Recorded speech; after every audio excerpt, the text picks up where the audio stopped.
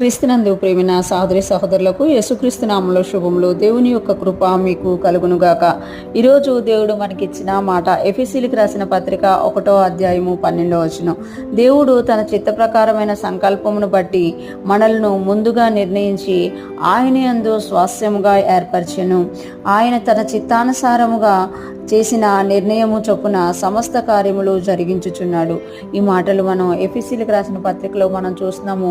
ఇక్కడ పౌలు గారు తెలియజేస్తున్నారు కదా, దేవుడు తన చిత్త ప్రకారమైన సంకల్పమును బట్టి మనల్ని ముందుగా నిర్ణయించి, అంటే ఈ లోకంలో మనము పుట్టడము, మనం దేవుని నమ్ముకోవడం, దేవునిలో ఎదగడము, ప్రతిదీ కూడా దేవుడు తన సంకల్పంలో మనల్ని ఉంచారు. కాబట్టే ఆయన చిత్తానుసారమైన సంకల్పమును బట్టి మనల్ని ముందుగానే నిర్ణయించారట.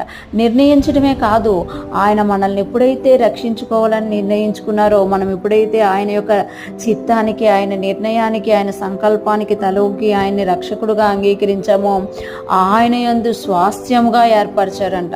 అంటే నిర్ణయించుకున్న దేవుడు మనల్ని ఆ నిర్ణయం దగ్గరే వదిలేయలేదు. మనల్ని రక్షించుకోవాలని, మనల్ని తన చిత్తానుసారంగా సంకల్పం బట్టి నిర్ణయించుకొని ఆయన తన ఒక స్వాస్థ్యాన్ని మనకి ఏర్పరిచారంట.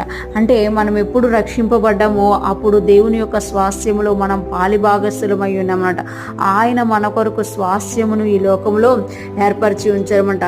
మనకు ఒక స్వాస్థ్యం ఏర్పరచడమే కాకుండా ఆయన తన చిత్తానుసారముగా చేసిన నిర్ణయం చొప్పున సమస్త కార్యములు జరిగించుచున్నాడు. ఆయన తన చిత్తానుసారముగా చేసిన నిర్ణయం చొప్పున, ఆయన ఏదైతే తన చిత్తానుసారంగా ఒక నిర్ణయం చేశారో దాని ప్రకారమే సమస్త కార్యములు కూడా ఆయన జరిగించుచున్నాడంట. జగత్పునాదికి ముందే ఆయన యేసయ్యను గొర్రెపిల్లగా వధించాలి అనుకున్నారు.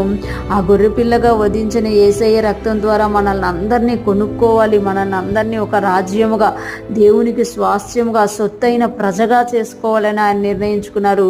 ఆ నిర్ణయంలో ఉంటుండగానే దేవుడు మన యొద్దకు సువార్తను తీసుకొచ్చారు. ఎప్పుడైతే మనం ఆ సువార్తను నమ్మి ఆయన రక్షకుడుగా అంగీకరించామో ఆయన స్వాస్థ్యములో పాలిభాగస్థులమయ్యామన్నమాట.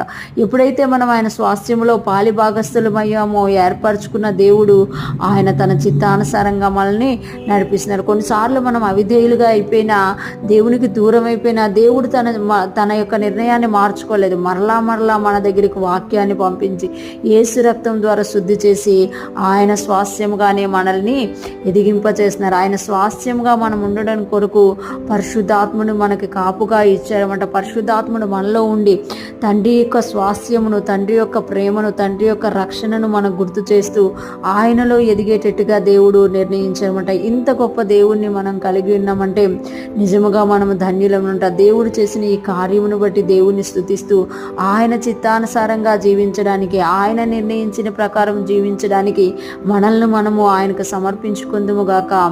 దేవుడు మనకు తోడై ఉండి నడిపించును గాక. ఆమేన్.